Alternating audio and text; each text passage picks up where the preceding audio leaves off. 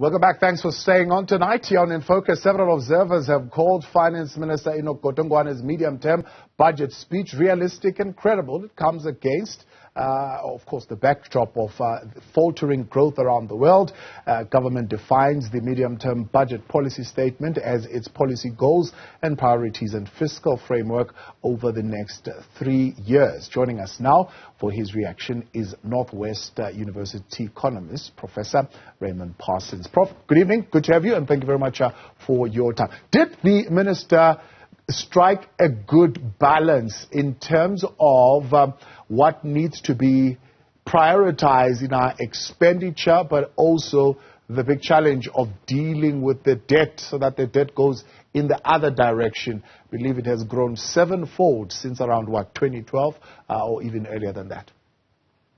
Well, let me take a step back and say we've been talking today about the mini-budget, but it's been dealing with maxi issues, as you've heard from other speakers this evening, because we're at a crossroad, both from a global point of view and a domestic point of view. So although we talk about a mini-budget, the fact is there are major issues that have to be discussed.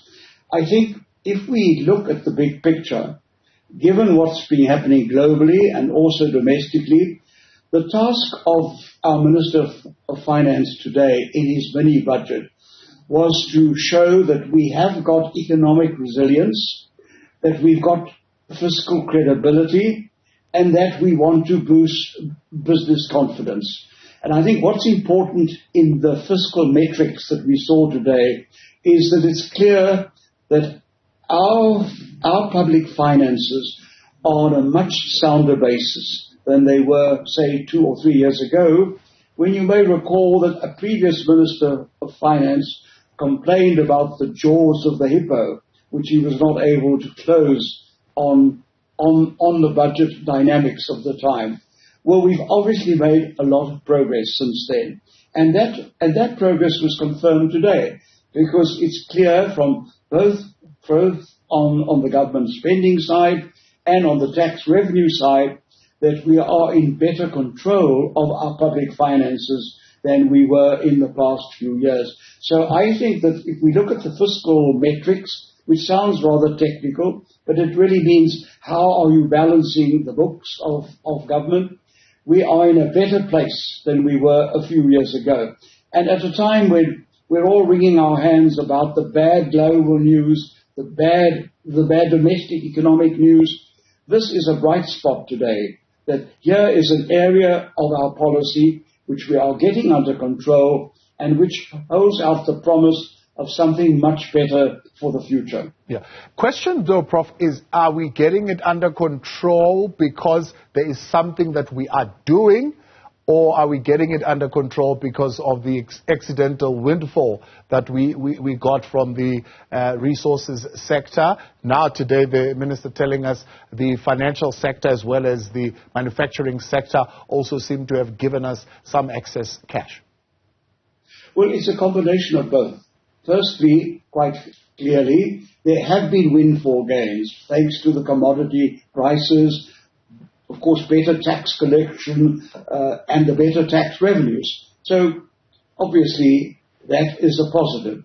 But at the same time, the fact that we've been committed to a process of, indeed, fiscal consolidation over the past couple of years is also beginning to pay off now. So you see that on the government spending side, although there were decisions taken today which the windfall and the fiscal space has enabled us to do, the fact remains that we have been able to put out a message that we are keeping government control over our spending in a way that is much more satisfactory and which makes the jaws of the hippo look less wide than they were, say, 2 or 3 years ago.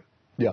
There are fears also that the expenditure framework, for example, on things like the social relief of distress grant, although the current indication is that the Treasury would like to cut it off by 2024, that being an election year, it's highly unlikely that it is going to happen. The other area of concern is the public sector wage bill. Yes, the government saying now we've got a bit of excess cash, we're able to fund the 3% and the 4.5% gratuity, which brings it to about 7.5% above the CPI level. But whether or not they will be able to pull back at a later stage when we do not have the kind of excess cash that we have right now.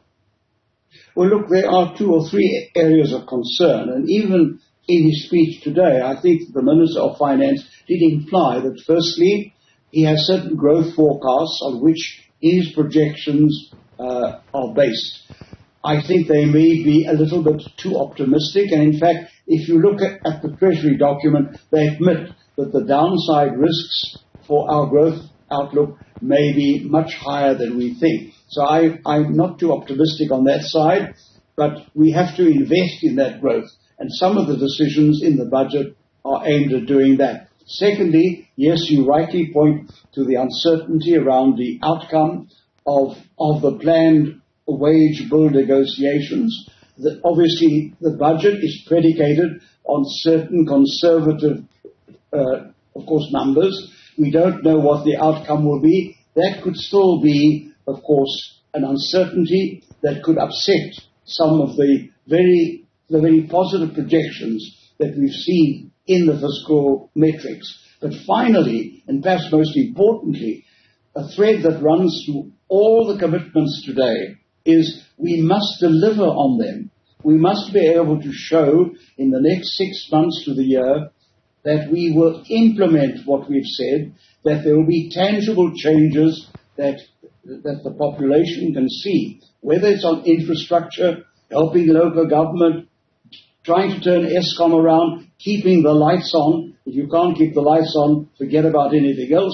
These are all important tests, not of what the Minister said today, but of our capacity to implement what we have committed ourselves to. And that will involve not only government, but also to see to what extent the private sector is now going to be involved, whether it's in the field of energy or transport, to make things happen in a way that will make a difference on the ground.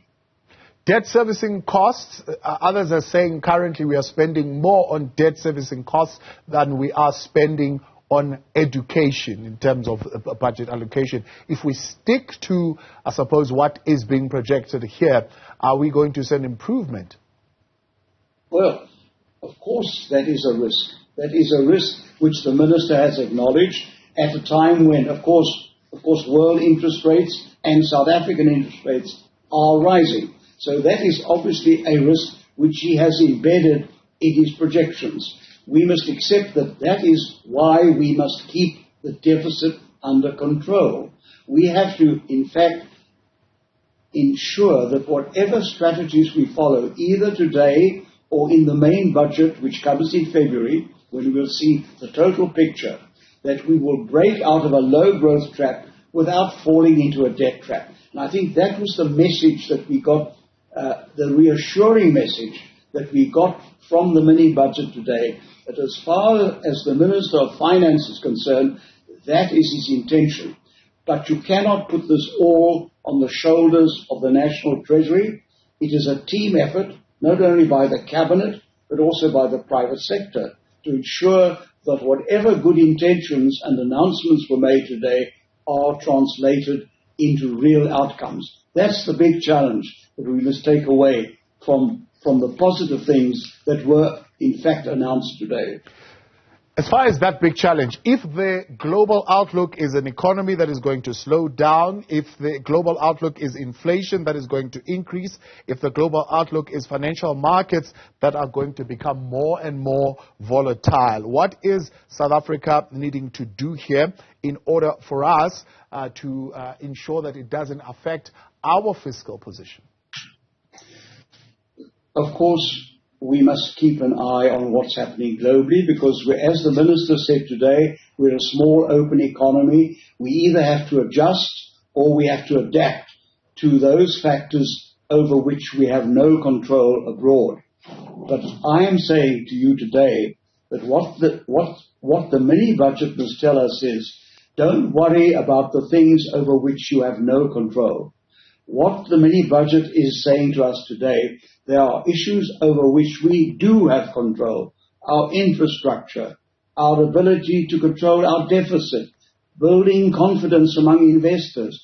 These issues are under our control, and we must concentrate on those issues because that is what will make a real difference to the public perceptions of where this economy is going, what sense of direction we have, and indeed, what are the positive factors under our control which can help to offset some of the bad news that is going to come from abroad. So that's where the emphasis must fall, and that is why I'm saying that that agenda that was outlined today in the mini-budget is an agenda that can make a difference to our economic reforms, irrespective of what happens globally, or at least it can help to offset some of the bad news that will come from abroad. And that is, so the ball is our court. And I think that is really the underlying message that I take away from the mini-budget today. Prof, appreciate your time. Thanks so much for coming on tonight, helping us in that conversation.